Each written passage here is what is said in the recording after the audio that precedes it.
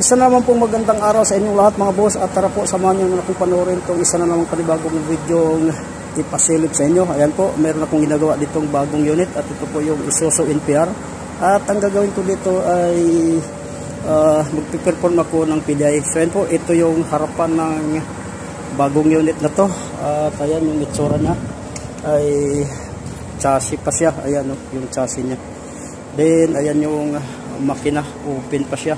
At tips lang sa inyo mga boss, yung mga ginagawa sa PDI o pre-delivery inspection ay i-check lang natin dito yung mga fluid level tulad ng brake fluid, power steering fluid, at siyempre po yung engine oil, then yung wiper washer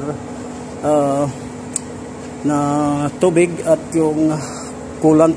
So yan, tapos yung battery, check natin yung positive at yung negative na terminal. At kapag